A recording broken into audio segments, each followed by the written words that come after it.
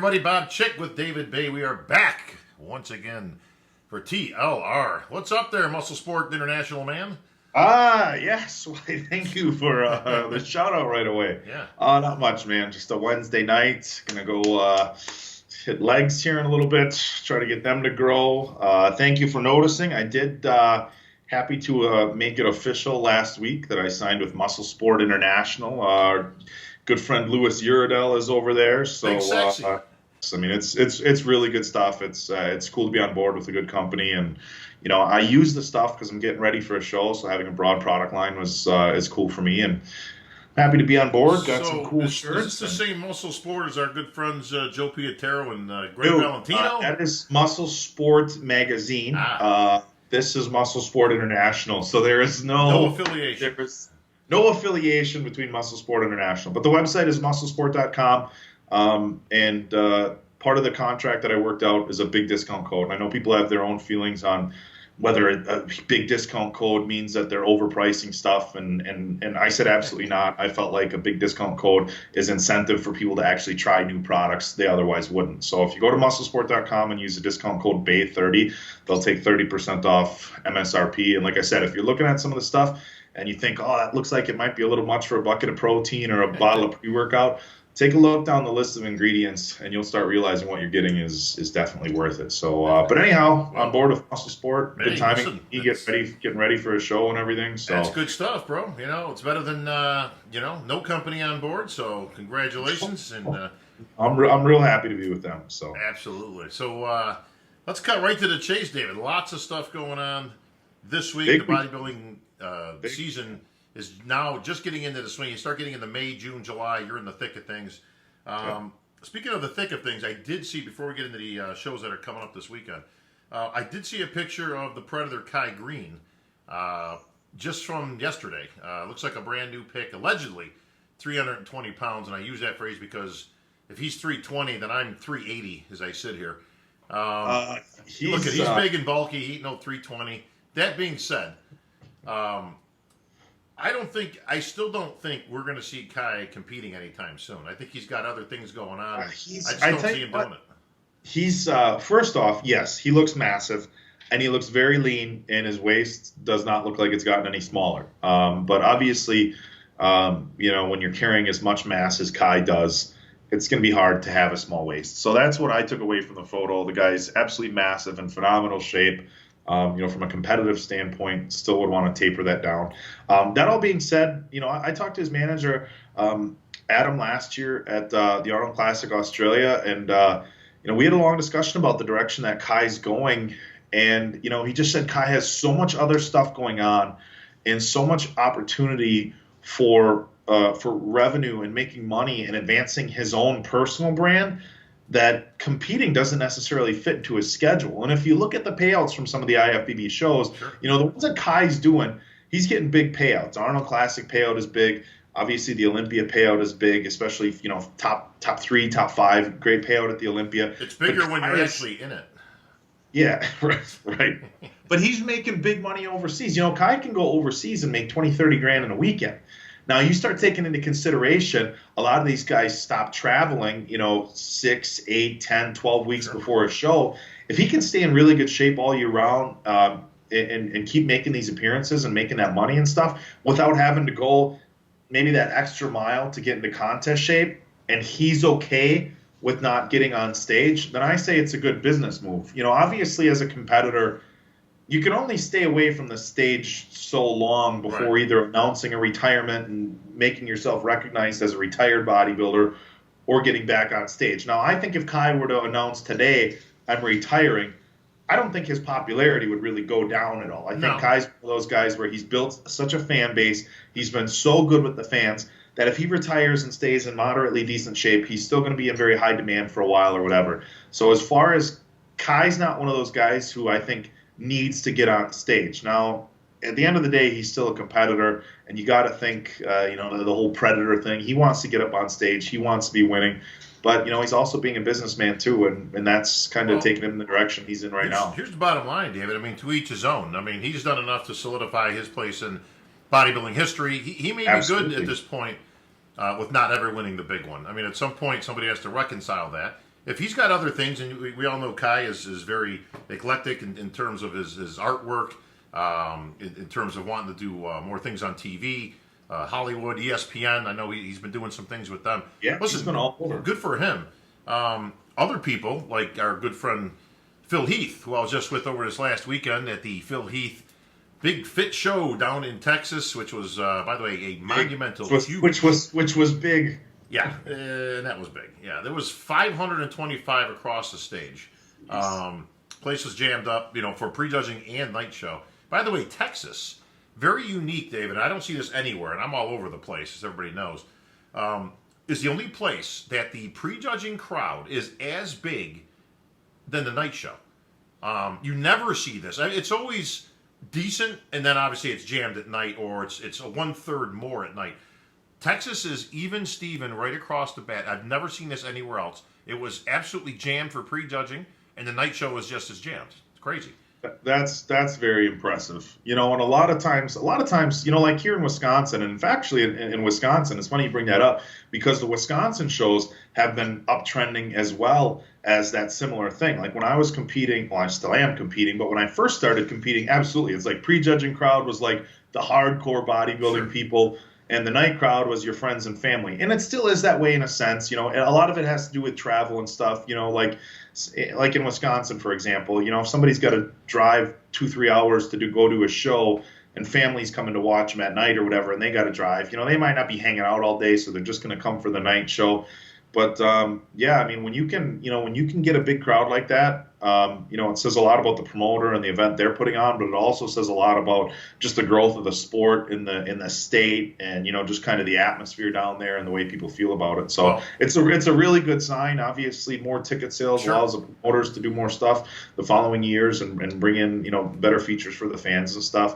Well, big shout out to Ed and Betty Pariso, as obviously they put it on with Phil. They're actually actively promote the show in Texas, of course. Great job by them. And I got a chance to talk to Phil a little bit. We talked a little bit Olympia. He got posed, obviously. I thought he looked in great off-season shape, as good as you're going to get. He's on his own mission. Now, we all know he's fighting history right now. Okay, this year he's going for number 7, obviously with tying with Arnold Schwarzenegger. Everybody knows that. But Phil has a different mindset right now, and his mindset is he absolutely wants to annihilate the competition. And I say that specifically because, he's not, resting on his laurels. He's not, he actually has a mindset of, I want to go out there and kind of destroy people. Like, I want there to be no question. So not only is he fighting his own history, and trying to attempt, number 7, and then obviously beyond. As he said, he wants 10 ultimately if he can do it. But yeah, he's got some fire lit under him, and it's interesting because without Kai in the lineup, that he still has that. He finds ways to motivate himself, but he wants to leave no doubt in anybody's mind. He wants to go out there literally and win it in that first pose, and we've seen him do that as well as other Olympians. Yeah, I remember the first Olympia I got to cover was 2013, and when Phil walked out, it was over. And we had talked about in the wrap-ups and stuff like that, Friday night, it was done. And, it was really close between him and Kai in 2014. Obviously, Kai looked phenomenal. But the last 2 years, it's been close. Obviously, Dexter Jackson getting second, Sean Roden getting second. It's been tight. And some people tend to think that, these guys get burnt out and they get worn down and they're going to just have a harder time every year coming back. But the reality is, look, Phil's still a young guy. He's in his mid-30s. He's not some 37. He's not some 70-year-old grandpa who's on his last leg. And the other thing is, he's a competitor. And look, if you have some disappointments, you get pissed off, people lose their respect, it gets some people down. It fuels other people. And if you look back, the best example I can think of is Ronnie Coleman. Ronnie wins his first 3 Olympias, 98, 99, and 2000. I don't think anybody was going to argue that Ronnie shouldn't have won those Olympias. Then he comes out in 2001, and it's questionable between him and Jay, but, definitely between those two. And then he comes out in 2002, and there's people who don't think he should have been in the top even 3 or 4. Right. That year that Gunther got 5th and LeBron got 2nd, I think there's a lot of people where you could have thrown Ronnie anywhere in that top 5, and people would have been happy. So you have 2 years of people I don't want to say disrespecting because Ronnie got the, it's just how he showed up. But 2 years of questioning as to whether he was the true champion. And if you look at the way he came back in 2003, it's 2003 Ronnie winning the Olympia is arguably the most dominant physique in bodybuilding history from a mass and a conditioning standpoint. So, you poked at the tiger for a couple of years, and Ronnie came back in 2003 and walked out on stage. I think if you look at the picture, it says he's like 293 or 297, although I've talked to some of the guys that said he was only in the 270s. But I would love to see the same thing from Phil. Now, as a bodybuilding fan, obviously you like to see it be close. You like to see everybody show up and really battle it out. We saw some new video of Ramy posing, which looks insane, but he always looks insane. Sean Roden is vowing to be at his best. Dexter's not slowing down. So on one hand, you want to see a really good show where it's highly competitive and it's close and you really got to go pose for pose. But there is also something really cool about just seeing somebody walk out at that level and just dominate, where they walk out, hit a pose, and you're like, well, that's that. There's something really cool about that. It's like watching Usain Bolt run a 200-meter dash. Yeah, it's the Olympics and you want it to be close, but sure is cool watching somebody just light everybody up. Well, we're going to get a preview of that, and this is a great segue into our first show, Jim Manion's Pittsburgh show. Now, this is a show that's been going on for many, many years. As most people know, Jim won the Pittsburgh, so he walks the walks. It was like 74 or 72, I think, 71, somewhere around there. But yeah, Jim's a former Mr. Pittsburgh winner, and obviously, like I say, he talks it and he walks it. So that's why people, I think, always from day one have had respect for Jim, because he's one of us. A lot of people. Putting on Pittsburgh. Know that he had a pretty badass physique back in the 70s. And I think for his birthday every year that rolls around, people will post pictures and stuff like that. And undoubtedly every year you have some people post pictures. He's kind of hitting like a side tricep. There's a picture, and people are like, "Holy shit, we didn't know." And it's he was, he's been there and done that. So which is cool, and like I say, definitely earns a lot of respect, amongst especially those of us who've been around long enough to know that he did compete and he represented well.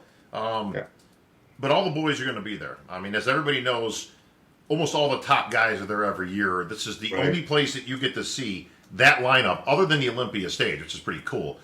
So we may get a sneak preview this week, and Phil was kind of fired up to get up there and kind of, he tell you, he ain't holding back. I mean, he'll get that microphone. Hopefully I'll get up there with those guys. I like to kind of get the crowd going over there a little bit. And the biggest difference that the fans have gotten from Phil, they're going to get this year, and they've gotten the last maybe year or two, is that Phil used to get a little small and a little soft off season.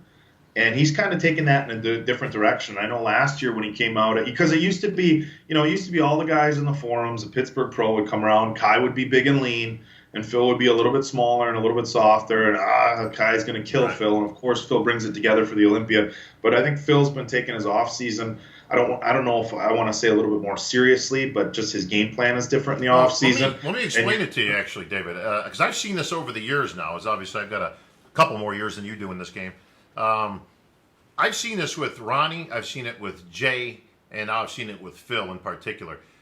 They actually get to a point where they grow into their weight, so to say. Like, I remember Jay being 300 pounds in the offseason, but he was soft as a butter pat. And same thing with Ronnie. He was big, but he was soft. Same thing with Nasser. I saw a lot of those guys back then that they were huge. Dorian even. But what I noticed is that in this third, fourth, fifth year of their Olympia run, we'll call it, each guy has gotten progressively better at a higher weight. So when you see a guy like a Phil who's probably in the, I don't know, I'll just take a guess and say he's maybe around 260 something, maybe even 270. He's in pretty good shape for 270, that type of thing.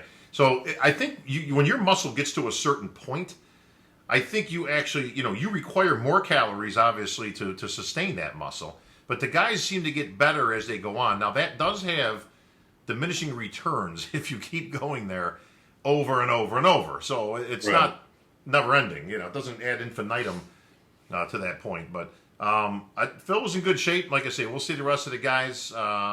Dennis Wolf, I don't believe will be there. I did run into him at FIBO. He's on his comeback trail, but it's going to take him a little time to, he's got some nerves to get back, regenerating and that type of stuff. But we will see Dexter. I don't know about Roden, but we'll see the the crew. I hope Big Rami's there because, man, I saw those pictures too, and holy crap, he's so. Yeah, I mean, Whoa. he just if I look, he's looked ridiculous for the past couple of years. So when we see new Ramy videos and it's like, oh my God, he looks crazy. It's like, yeah, but he's been looking really crazy for a couple of years. But it's every time we see new video or new anything with Ramy, new pictures, new video. There was a video that came out with him like inclining 5 plates on a Smith machine like it was nothing. So it's always really impressive to see Ramy, and for the people who haven't had a chance to make it to Pittsburgh in the past, it's absolutely insane. And he's one of these guys where he's really impressive to see, obviously in contest shape, but it is cool if you get a chance to see Ramy off season as well, just because from your size standpoint. Well, he doesn't. Nobody else looks like him. Okay, so listen, Phil, Dexter, Roden, any of those guys. Okay, pick any one of them. The only guy that's even remotely close is Dallas McCarver. Now Dallas is structurally a different beast. He's a big kid. Rulli gets a little goofy looking off season. He's so big. Oh yeah, but he's shorter and rounder. You know what I mean? Which and again, impressive as all hell. But Ramy is definitely unique in that he's a big guy and he is wider than anybody I've ever seen. The only guy I've ever seen, I've seen 2 people in my life that were so wide that they actually you had to take a double take. One was Ron Love from back in the 80s. Okay. Out of Detroit. And he was, again, was wider than anybody ever seen when it came to width, just pure width. The other one was Joel Stubbs. Joel Stubbs, I tell you, that upper body and that back in particular, and unfortunately Joel had some knee problems early in his career. He played some ball when he was younger. But those 2 guys, I mean, they were, Ramy is equally as wide as those guys at about 5'10", 5'11". So he is not, everybody thinks he's short, by the way, which is kind of funny to me. No, he's not. He's actually about your height, I believe, David. If not, he could even be a little taller. So he's a big boy, but we're going to see him on stage. And by the way, big shout out to Gary Udit, because Gary promotes that show as well as Jim Mannion every year. He puts a lot of effort into it. Everybody knows Gary from the Masters Nationals, North Americans, and a host of other shows that he puts on. Always does a great job. So looking forward to seeing all the gang this weekend. I'll be there in Pittsburgh doing some biz, being the mayor of bodybuilding. All respect to the actual mayor of bodybuilding out there. Watch it there. Big shout out to our buddy Dan. He's one of the good guys, man. But David, into competitions, like I say, Pittsburgh, big NPC show. He's also got 4 IFBB classes, so 4 tickets going to the Olympia. Men's Physique Classic, Bikini and Figure. I want to focus on Classic now. This is the biggest Classic lineup that I've seen so far this year, maybe of all time so far. I think it's the biggest. There's 34 guys listed on the Classic Physique. That would be the biggest. Yep. I think that makes it the biggest Classic Physique show. So if we look at the list, we're missing. I got it down in front of me, so if you guys think I'm just looking off screen. So we're missing a couple of the top Olympia guys. So we're missing Arash Bar, Danny Hester, Breon Ansley. Yeah. Sadiq. We don't have a Robert Timms or a Terrence Ruffin, but it's still a really, really good lineup. Some of the names that jump out: Lee Banks, Canadian bodybuilder turned men's physique pro, Chris Bumstead. Oh, yeah. Old bodybuilder, I think he won junior nationals in 2000. Jimmy Canyon.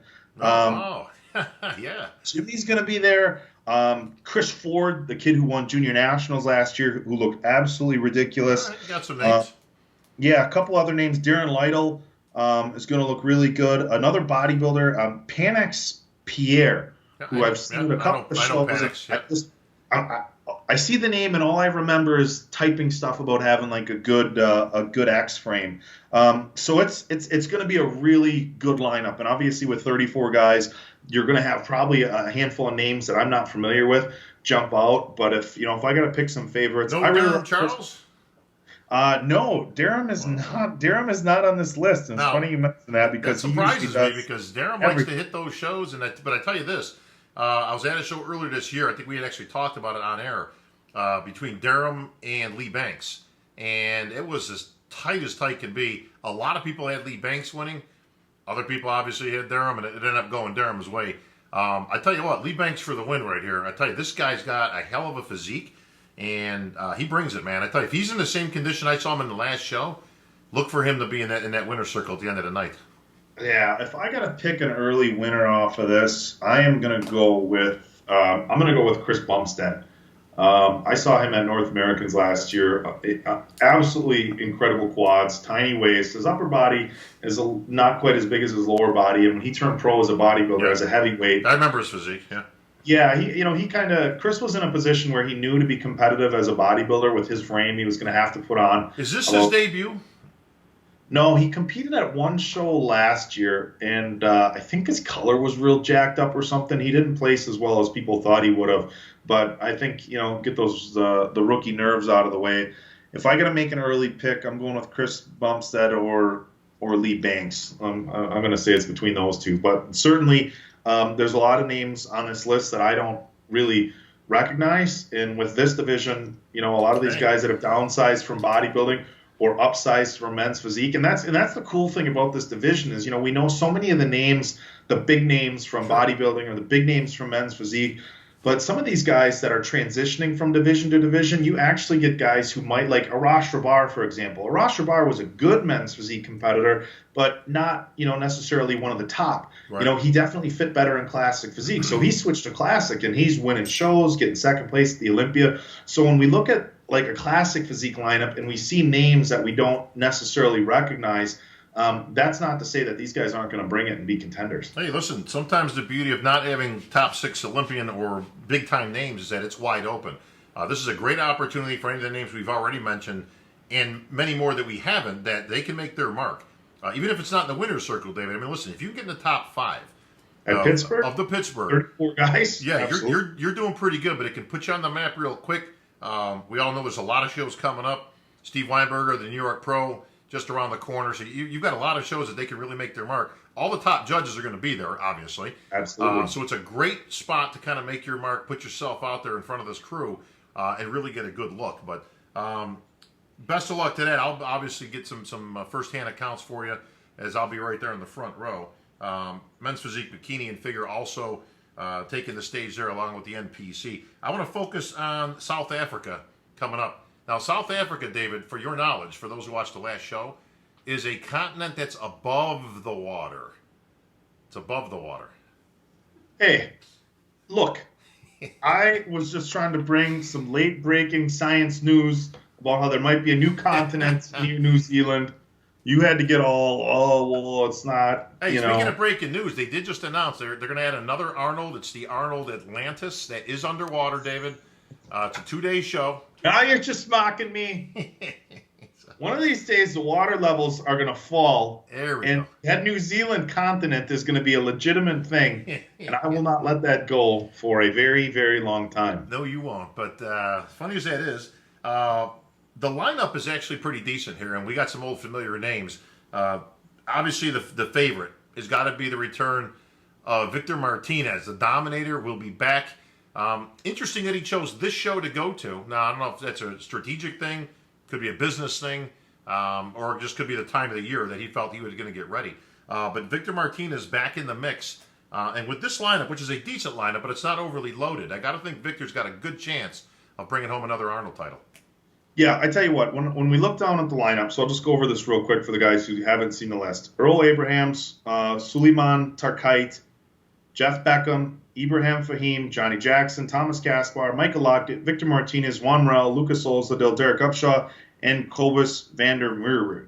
Now, obviously, if we look at the Arnold Brazil, you look at Lucas and you look at Juan and you look at Michael Lockett as your top guys there. It's Johnny Jackson. It's going to be the same thing here, but I agree with you 100%. I think a sharp Victor Martinez is definitely got to be your front runner here. The way he looked last year when he won Baltimore and then his subsequent showing at the Olympia, I think Victor is definitely on an upswing. I have to imagine he's doing the New York Pro as well. So one thing I hope he's not doing is overlooking the Arnold in favor of peaking for the New York Pro. But we talking about Victor? Equal. What's that? You talking about Victor? Yeah. Listen, the beauty of a veteran of Victor's stature is they don't overlook anything. That's a rookie thing or a first-year guy thing. Well, I was kind of peaking for New York. I didn't want to, Victor is a veteran of the stage, David, he ain't overlooking nothing. I can guarantee you, with all due respect to New York, he wants the Arnold title. He wants the big paycheck. He wants that title. He wants to be up there, with Arnold, asking him the same 3 questions every year. And how did you do it? How's the training? What's your diet? What's the diet like? You look fantastic. So it's a little Arnold there for you. That's pretty good. And who doesn't want to be up there with Arnold? I mean, that's still pretty cool. Everybody wants to be But interviewed. Victor's also a hometown New York boy, so winning the New York Pro in his backyard also very important. So I can see where he would want to be in both. Absolutely. Juan also from that area. Now Juan has been in a few shows. Victor has not. This can help you or it can hurt you. For Juan's benefit, as per our last contest review, if Juan brings it down a notch, like at 5-6 pounds, somewhere in that range, I think he would be much more competitive, and he can give Victor a run for his money, if not beat him outright. Again, Absolutely. Depending on what Victor brings, of course. But Juan, in my opinion, has got to bring it down a few notches, or he's going to be relegated to that 4th, 5th again. Yeah, I think it was 2 years ago at the 2015 New York Pro. I think Victor won that one, and if I recall correctly, at prejudging, the final 2 guys out were Juan and Victor, and it was this back and forth. If those guys got worked, big time.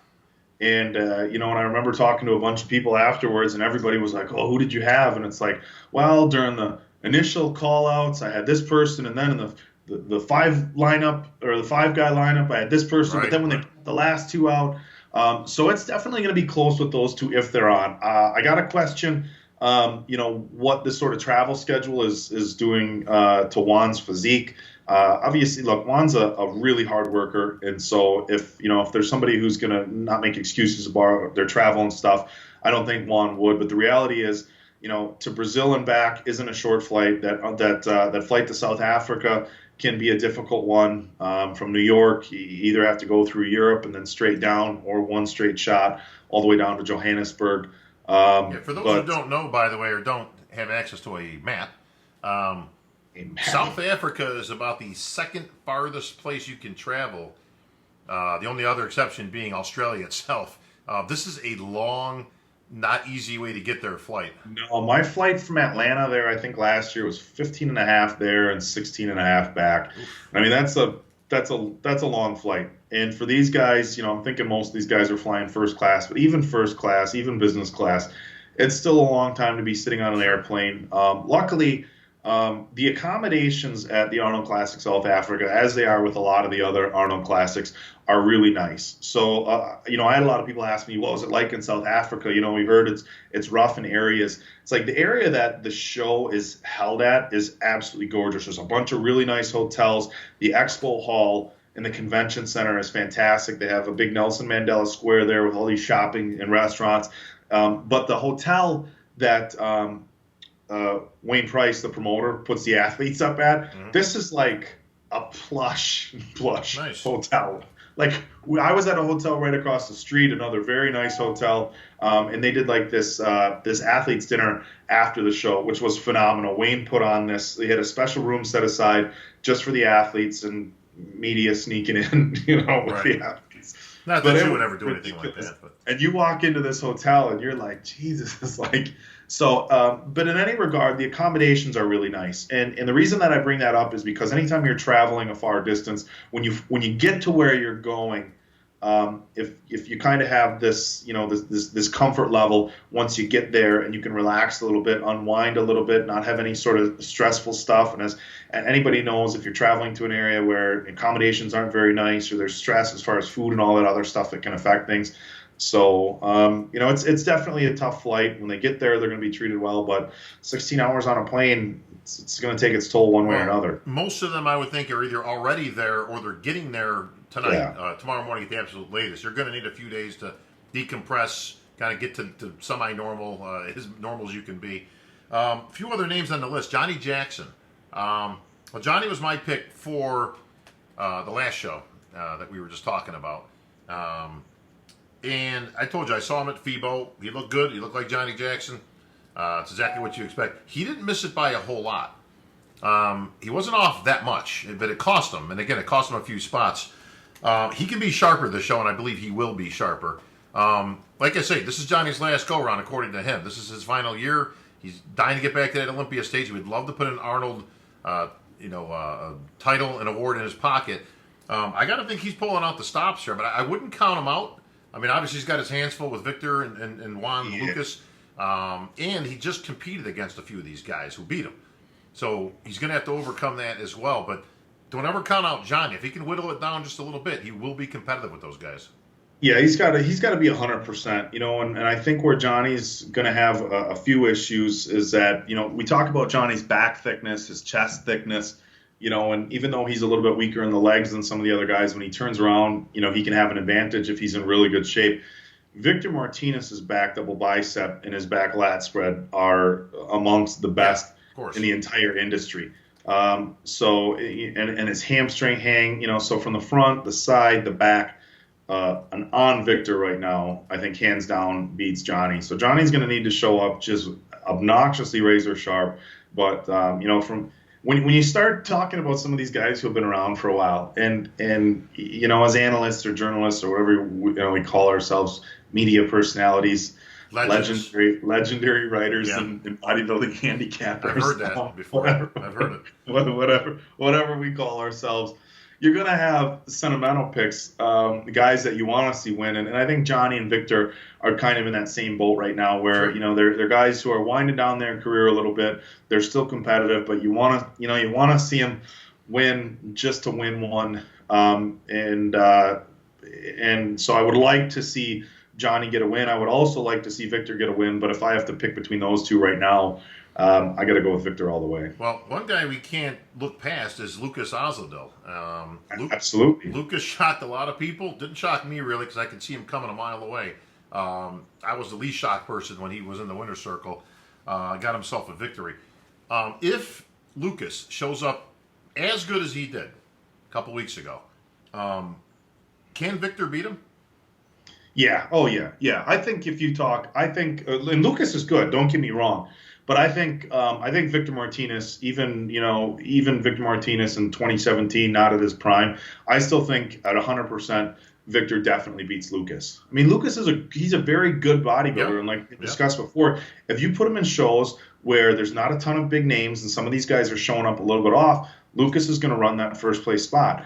But I think Victor, and Victor's been really on his last couple of shows, and I think if he keeps going with that. I don't think Lucas beats Victor. I think we start talking pose for pose. I think Victor takes him in just about everything. I think regardless of Victor being at 100%, I think Lucas is probably still going to be a little sharper than Victor. But we start talking about comparisons, pose for pose. I think unless Victor's really off, he still beats Lucas. Obviously, it's still a muscle show at the end of the day. It's still a bodybuilding show. From everything I've seen as far as pictures and updates from Victor, he dealt with, his leg, and I think he dealt with an arm issue.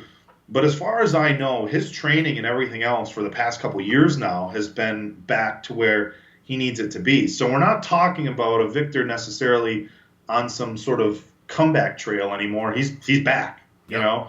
And, 2007 Victor Martinez that, arguably should have won the Olympia, but he's still pretty damn good. And I just don't see, when I look at this lineup, with all things considered for the other competitions in 2017, I just don't see anybody beating Victor. But if somebody can do it, it could very well be Lucas Ozadil. Well, so I got to give a shout out now. This is not a name that's on a lot of people's radar. He's not considered one of the top guys, but I see the name of Jeff Beckham in the lineup. And the reason I want to bring this up is Jeff Beckham. If now, do yourselves a favor, guys. Go to MrOlympia.com for all your Olympia information, of course. But look at the Olympia qualification series, okay? And you're going to see the name up there of Jeff Beckham. Now, do you know why? Because Jeff Beckham has been smart enough to pick and choose shows carefully this year, to his credit. And I tell you what, he's getting himself some points. This guy may get himself to the Olympia on points. I don't believe he's probably at a point in his career that he can win a IFBB show. But you know what? I tell you, smart guy, man. David, this guy's picking him right, and he's getting points. And I tell you what, this is another competition that's open enough that he can get in that top 5 possibly and get himself some more points. Jeff's a good bodybuilder. He's got a huge frame. Yep. And I mean huge frame. He's one of the taller guys. I got to say he's 6'1 or 6'2. At least. Working with the gigantic frame. He could probably be a little bit thicker all around. He's got a very wide back. Phenomenal posing. His biggest issue is his conditioning. I don't know that I've ever seen Jeff Beckham like really, really razor sharp.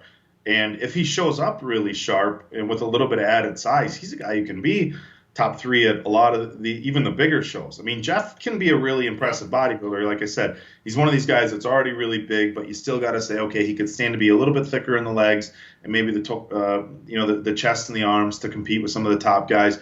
But I think Jeff's major issue is conditioning. But yeah, I mean, if we look at the lineup with you have Victor, you have Juan, you have Michael Lockett still there. You have Johnny Jackson. Jeff could squeeze into that 4th or 5th place spot if he's sharp.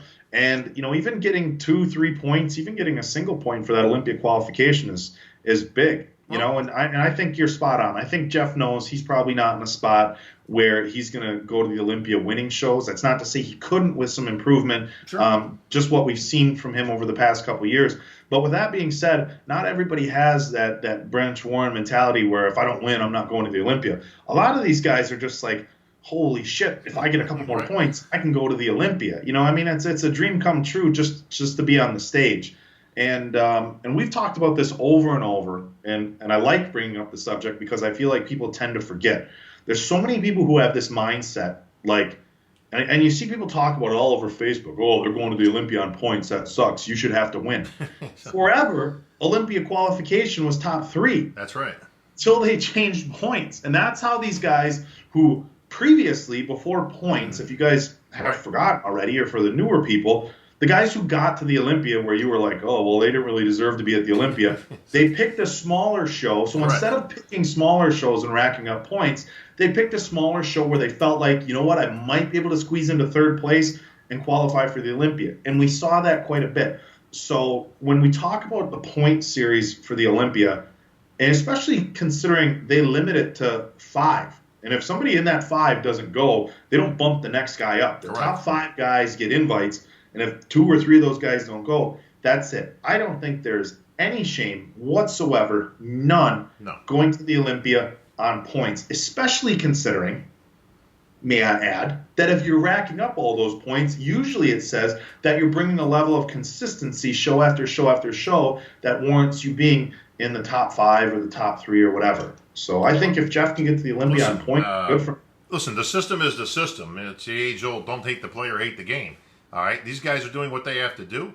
I think it's a good system. I think it's a good system. I mean, I understand where you're coming from. Like, hey, the rules are the rules, but I think the rules are good. I think the rules are better now with the point system than they were just at the top 3. Because obviously you have all these IFBB shows. Yeah, top 3 at this show might be whatever. You have to be consistently at least pretty good with the point system. Listen, it's earned. That's the bottom line. If Jeff can get himself there, like I said, I wanted to give him a special shout out because, like I said, I can see trends, I see patterns, and I see this guy picking it right and picking it smart. And we talk often about how guys have to put a business sense into their bodybuilding, not just haphazardly going to shows. Pick a right show. Pick a show that you got a better shot to get there. Absolutely. And that's just the business of bodybuilding, which we talk about many, many times. So. Well, we'll be keeping an eye on it, David. We're going to keep this one short because we got lots of stuff to do, and I'm off to Pittsburgh, of course. Manion Country is what it's called out there. So I may swing down to there's the Fit Expo in Chicago this weekend. That's so right. I would like to have gotten out to Pittsburgh. Just things didn't work out with my schedule, but talked to Mel Chansey not too long ago. He's going to be down there, so the guys might go out to Chicago. Sean Ray will be there. Just talked to Sean today. Sugar Sean will be there in attendance. So Jose is going to be there as well. I'd love to go down and see Jose. So there's going to be it's a big the people who run the LA Fit Expo, they've kind of expanded, so they're going to be all over the place. So if you're in the Midwest and you don't have a chance to go to the Pittsburgh Pro to see all the guest posers, and you don't get a chance to fly to South Africa, if you're in Wisconsin, Chicago, Iowa, Minnesota, wherever, it's definitely worth a decent drive to check out that expo. Come see David Bay at the Chicago Expo this weekend. Free 8x10s for all. Pats on the back and handshakes I don't have any 8x10s. Not yet, No. not yet, my friend. It's all right. You got a warm handshake and a pat on the back. And What if I signed Bob Ciccarillo 8x10s? I could give out Bob. I got some. You can. I could sign Bob. Just don't ask. They'll just say, "Man, you look a lot different than." See, I always knew that was a toupee. That's when I had hair. Yeah, so, that's no. I still get that one. They still think this is fake for some bizarre reason. Look at that. Look at that. It's Eh? just like 51 years this old. Is my own hair. I can wash this hair. I can cut this hair. Hey, it's my hair. Don't touch the hair. All right, before we get too crazy, that's going to wrap it up here for another TLR for David Bay. I'm Bob Chick. We are out.